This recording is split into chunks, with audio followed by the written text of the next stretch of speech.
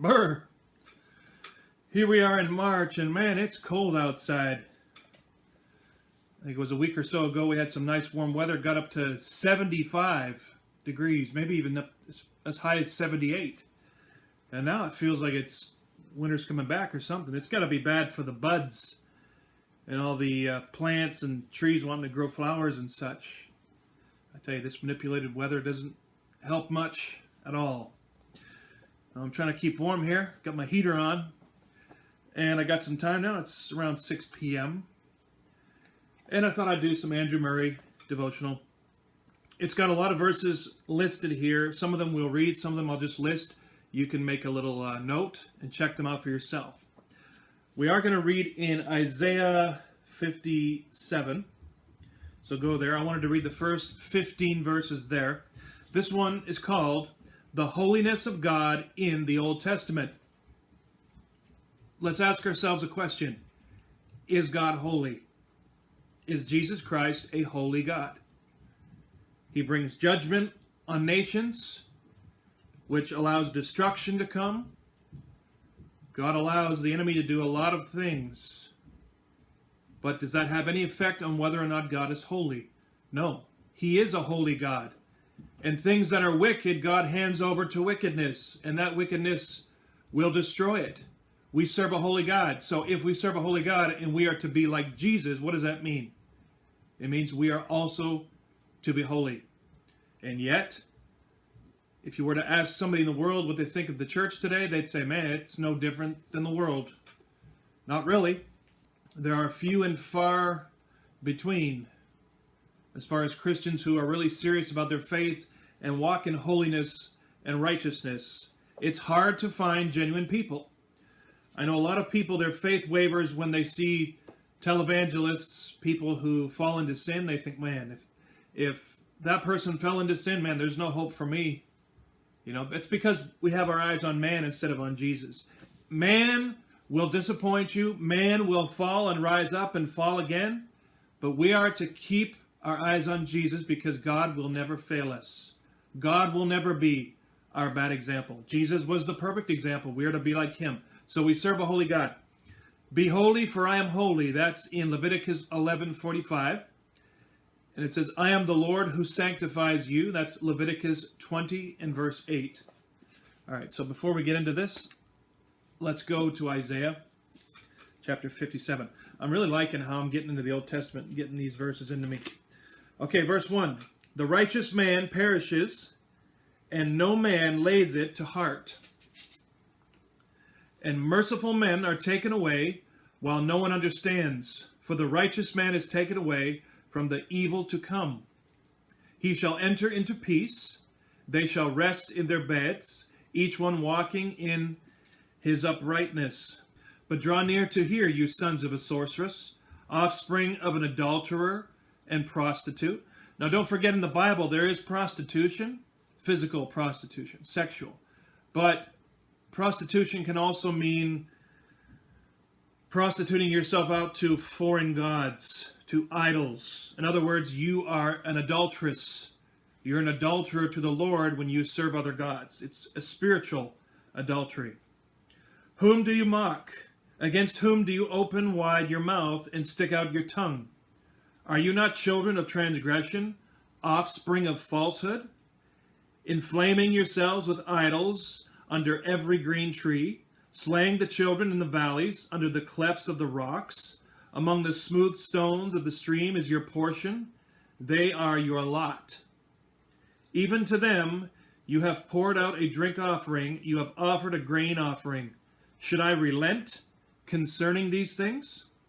On a lofty and high mountain you have set your bed, even there you went up to offer sacrifice. Behind the doors and the doorposts you have set up your memorial, far removed from me, you have uncovered yourself. This is God speaking to his people because of the sin they were committing. You have enlarged your bed and made a covenant with them. You have loved their bed. You have looked on their nakedness. You went to the king with ointment and increased your perfumes and sent your messengers far off and made them go down to Sheol. You were wearied by the length of your road, yet you did not say, there is no hope. You have found renewed strength, therefore you did not faint. Of whom were you afraid or fearful when you lied and did not remember me, nor give me a thought? Have I not held my peace for a long time, so that you do not fear me? You see, God is long-suffering. God goes so long, and then he has to bring his judgment. But people insist on singing. God's people insist on sinning and pushing him to the limit. And when his cup of wrath is full, it gets poured out. I will declare your righteousness and your works, yet they shall not profit you. When you cry out, let your collection of idols deliver you. But the wind shall carry them all away, a breath shall take them away. But he who puts his trust in me shall possess the land and shall inherit my holy mountain. And it shall be said, build up, prepare the way, take up every stumbling block out of the way of my people. For thus says the high and the lofty one, who inhabits eternity, whose name is holy, I dwell in the high and holy place, and also with him who is of a contrite and humble spirit, to revive the spirit of the humble, and to revive the heart of the contrite ones. So we see the condition, the spiritual condition of God's people, and how he had to bring rebuke and correction and judgment upon them. We serve a righteous God, and he demands righteousness from his people. Andrew Murray says, these two ideas are recorded 9 times in Leviticus. And it says to see Leviticus 19:2, 20 and verse 7, chapter 21, verse 8, 15, 23, chapter 22, verse 9, and 16. Israel had to learn that just as holiness is the highest and most glorious attribute of God, so it must be the obvious characteristic of his people. I just said that earlier. He who desires to know God fully and to meet him in secret must above all desire to be holy as he is holy. And that's really what it boils down to. If you're a believer, you have to come to the place where you decide. You make up your mind and you say, I choose to be holy. I'm going to stick with holiness no matter what it costs me. That's the decision we all must come to, and I came to that decision back in 2013, and I've stuck with it ever since. Almost 10 years now. The priests who were to have access to God had to be set apart for a life of holiness, not just a little season of holiness, a lifetime of holiness. It was the same for the prophet Isaiah, who was to speak for him. I saw the Lord sitting on a throne, high and lifted up. And the seraphim said, holy, holy, holy is the Lord of hosts. Isaiah 6, 1 and verse 3 says, this is the voice of adoration. So I said, woe is me, for I am undone. For my eyes have seen the King, the Lord of hosts. Verse 5. This is the voice of a broken, contrite heart.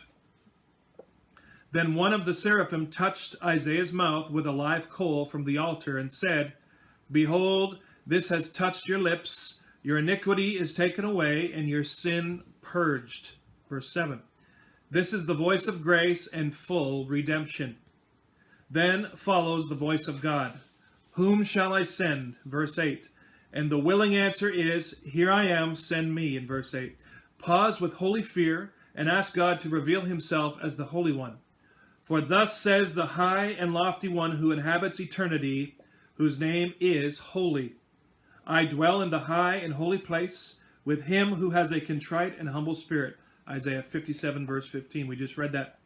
Be still and take time to worship God in his great glory and in that deep condescension in which he longs and offers to dwell with us and in us. Child of God, if you wish to meet your Father in secret, bow low and worship him in the glory of his holiness. Give him time to make himself known to you.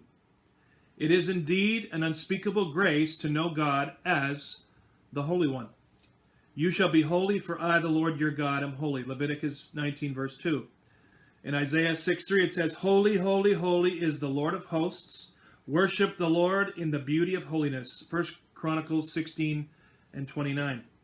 Let the beauty of the Lord our God be upon us. Psalm 90, verse 17.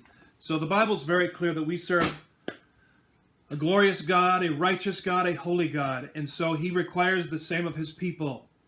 So I challenge you after you watch this video, in closing, when you turn me off here in a second, are you going to profess to the Lord? Are you going to promise Him? Are you going to make a vow to Him that, Lord, I choose this day to be holy, and I will do everything within my power for the rest of my days to live in righteousness? Can you promise Him that? That's your challenge. Well, have a great night, guys. I'm off. We'll see you next time.